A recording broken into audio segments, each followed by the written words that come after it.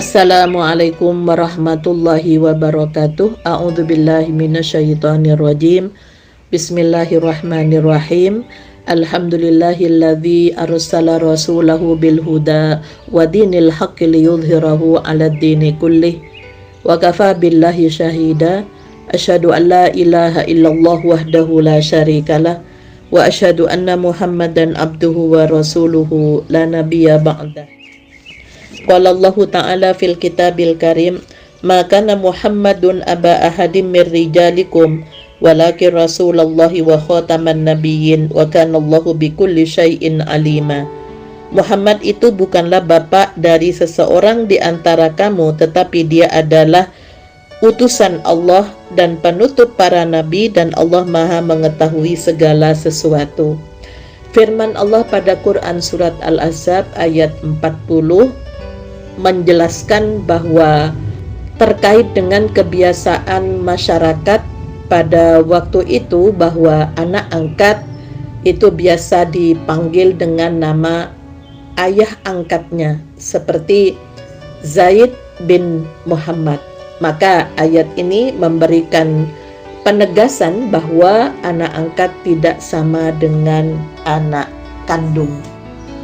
Dan Rasulullah Sallallahu Alaihi Wasallam itu adalah utusan Allah yang diutus kepada umat manusia sedunia sebagai nabi yang terakhir yang diutus sampai akhir zaman.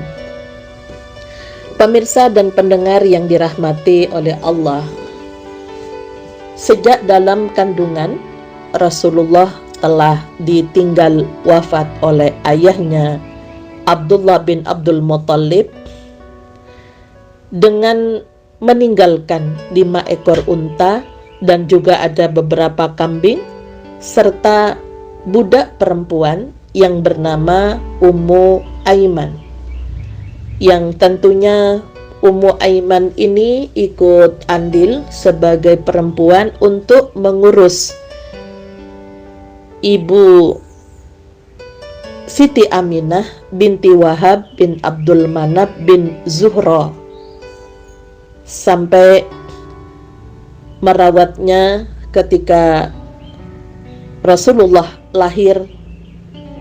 Tentunya sangat gembira sekali hatinya karena ternyata Abdul Muttalib ketika ditinggal anaknya Abdullah itu sudah ada harapan bahwa ada yang akan melanjutkan dari keturunannya, yang cucunya karena laki-laki, sehingga diangkatnya bayi itu lalu dibawanya ke Ka'bah. Ia diberi nama Muhammad.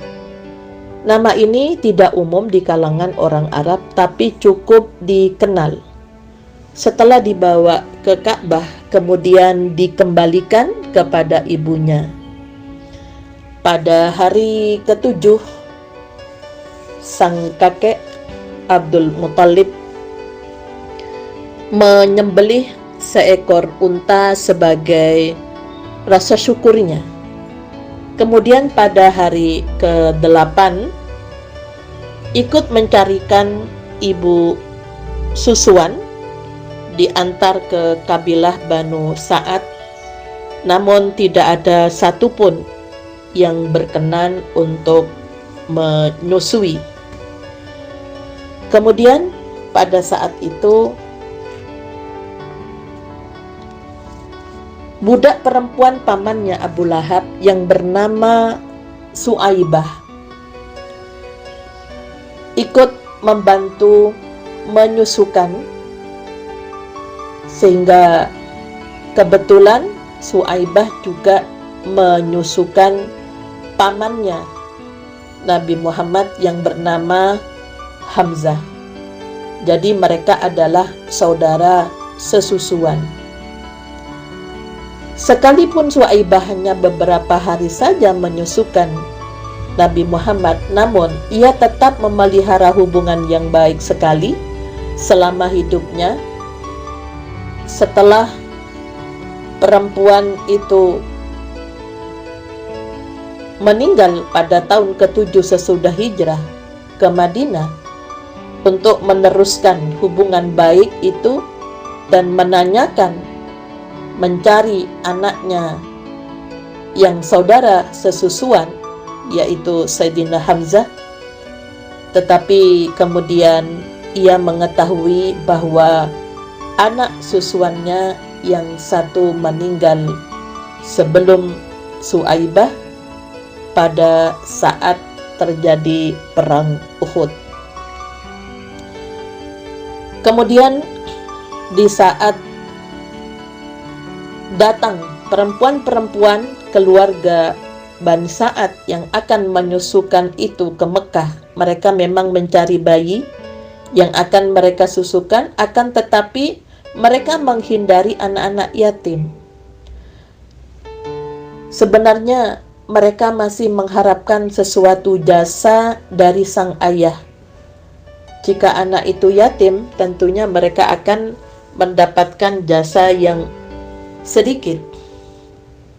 Akan tetapi Halimah binti Abi Duaib yang pada mulanya menolak Nabi Muhammad seperti halnya perempuan-perempuan yang lain karena yatim, ternyata tidak mendapatkan bayi lain sebagai gantinya.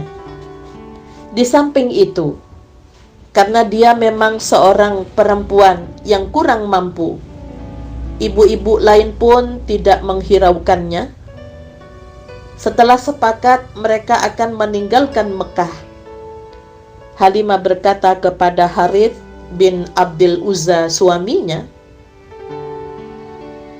"Tidak senang aku pulang bersama dengan teman-temanku tanpa membawa seorang bayi. Biarlah aku pergi kepada anak yatim itu," maksudnya putranya Ibu Siti Aminah yang bernama Muhammad, "dan akan kubawa juga." "Baiklah," kata suaminya, "mudah-mudahan karena itu Tuhan akan memberi berkah kepada kita." Halimah kemudian mengambil Muhammad dan dibawanya pergi bersama-sama dengan teman-teman yang di pedalaman. Kemudian dia bercerita bahwa sejak diambilnya anak itu, ia merasa mendapatkan berkah. Ternak kambingnya, peliharaan suaminya itu gemuk-gemuk, dan susunya pun bertambah penghasilannya. Tuhan telah memberkati semua yang ada padanya. Selama 2 tahun Muhammad tinggal di Sahara, disusukan oleh Halimah, dan juga ikut mengasuh putri Halimah yang bernama Syaimah. Maka udara Sahara dan kehidupan pedalaman menyebabkan cepat sekali menjadi besar dan menambah indah bentuk dan pertumbuhan badannya. Setelah cukup 2 tahun, lalu tiba masanya disapih, Halimah membawa anak itu kepada ibunya. Setelah itu, Halimah membawa kembali ke pedalaman. Hal ini dilakukan karena kesepakatan bersama. Dengan usia 2 tahun itu lebih matang dalam pengasuhan Halimah beserta keluarganya. Pemirsa dan pendengar yang dirahmati oleh Allah, perempuan yang dikenal dengan Halimah Sa'diyah. Halimah itu artinya santun. Bani Sa'ad itu adalah suku yang tidak terkontaminasi dengan perilaku jahiliyah, sehingga Rasulullah dibesarkan dalam sebuah lingkungan yang itu menunjang tumbuh dan kembangnya kepribadian yang matang dan juga solih. Nah, dapat kita ambil pelajaran tentang Halimah Sa'diyah sebagai perempuan yang memang bekerja menyusukan bayi, membantu para ibu yang kekurangan ASI. Namun Halimah itu adalah perempuan yang santun, yang dari ASInya dari pegunungan itu menjadi subur, menjadi baik, yang tentunya makanannya juga halal. Namun Halimah itu adalah perempuan yang ketika memutuskan sesuatu itu minta pendapat, musyawarah kepada suaminya. Artinya sosok Halimah ini adalah bukan perempuan yang suka-suka mengambil keputusan tanpa melibatkan suaminya. Ini adalah sebuah contoh bahwa Ibu Halimah yang menyusukan Rasulullah itu adalah perempuan yang tentunya pilihan yang dimuliakan oleh Allah, sehingga dari ASI itulah tumbuh dan berkembang seorang anak yang nantinya akan menjadi pemimpin umat manusia. Nah, untuk itulah maka Rasulullah Sallallahu Alaihi Wasallam ketika usia 2 tahun dikembalikan, kemudian ditambah lagi diasuh oleh Halimah sampai diperkirakan usia 5 ke 6 tahun. Ini adalah usia-usia yang sangat tepat, bukan hanya sekedar Rasulullah belajar komunikasi bahasa yang halus, karena Bani Sa'ad itu dikenal dengan mereka adalah masyarakat yang memang halus di dalam berkomunikasi, tidak seperti kebiasaan orang-orang Arab. Namun nampaknya Nabi Muhammad bukan hanya sekedar belajar bahasa, namun di situ belajar yang berkaitan dengan budaya yang ada di lingkungan Bani Sa'ad. Sehingga peran dari perempuan yang begitu besar, mulai dari Ibu Aminah yang melahirkan, Ummu Aiman yang juga ikut membantu, Ibu Suaibah yang ikut menyusukan, dan Halimah Sa'diyah serta putrinya yang bernama Syaimah itu betul-betul adalah orang-orang yang ikut andil dalam membesarkan pengasuhan Rasulullah Sallallahu Alaihi Wasallam. Sehingga ketika Rasulullah menikah dengan Khadijah, maka silaturahmi tetap beliau bangun dengan membawa yang menjadi kepentingan dari Halimah yang memang bukan orang yang punya kemampuan, mereka serba kekurangan sehingga Rasulullah mendidik istrinya untuk selalu berkunjung, atau ketika Halimah datang ke Mekah, maka Ibu Khadijah selalu memberikan bahan-bahan yang menjadi keperluan untuk kebutuhannya sehari-hari.